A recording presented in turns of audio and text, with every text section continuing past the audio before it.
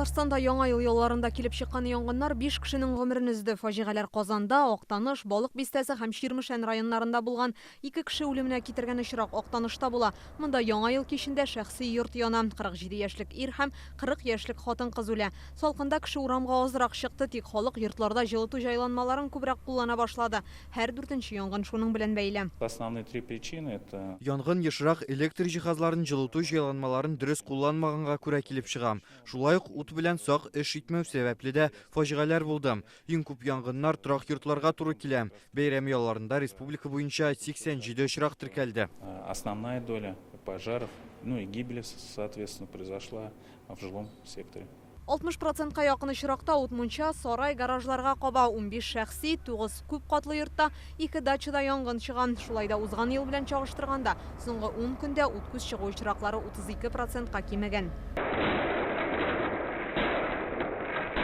Тагын бер проблема салют һәм петардалар аттырганда саксызлык. Гадәттән тыш хәлләр министрлыгы каникулларда шундый 4 хәбәр ала. Әлегә берсе расланган. В Зеленодольском муниципальном районе Яшелүзән районында бер ир-ат петарды шартлаткан. Тик ул аны дөрес кулланмый. Нәтиҗәдә аның бармагы өзелә. Башка очраклар буенча тикшерү бара. Россия буенча да мондый очраклар булды. Саратов өлкәсендә петарды шартлатканда баланың 4 бармагы өзелә. Шунда ук 15 яшьлек малайның тәне салют очкыныннан төшкән. Санкт-Петербургта петарды ир-атның маңгаена бәрелә. Аның баш мие селкенгән. Мәскәү өлкәсендә кайберәүләр өеннән дә чыгып тормый, салютны балконнан гына ата. Новосибирскида ут балконга очып керә.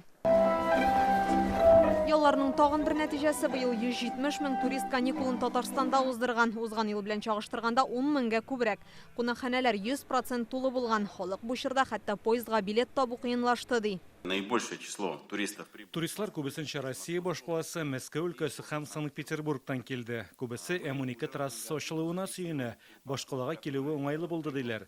Кунакларның игътибарын Арчадагы Кыш баба резиденциясе, Балык бистәсендәге боланнар үрчетүче кыргый ферма, Раифа монастыре җәлеп иткән. Казанда суык булганлыктан 3 тамашаны оештыра алмаганнар, тагын өчесен башка көнгә күчерәләр. Мәдәният йортларында 1000 кичә үткәрелә, районнарда 6000-нән артык тамаша күрсәтелгән. Кешеләр бик актив, бик күп чаралар ул балалар өчен түгел, ул гаиләләр өчен оештырылган һәм аерым юнәлеш быел булды яшьләр өчен һәм олы кешеләр өчен безнең бик күп спектакльләр куелган. Порядка 200 тысяч человек только посетил. 1 гыйнвардан башлап Казан гаилә үзәге янында оештырылган тамашаны 200 мең кеше килеп күргән. Шулай ук әтиләре махсус хәрби операциядә катнашучы балалар өчен дә аерым тамашалар әзерләнде. Казан циркында 5000 бала ял итте. Яңа ел бәйрәмнәре тәмамланса да, мәдәни вакыйгалар дәвам итә. 13 гыйнварда Казан гаилә үзәге янында искечә яңа елны каршылаячаклар. Инзилә Хөсәйнова, Гадел Миндубаев, Яңа гасыр каналы.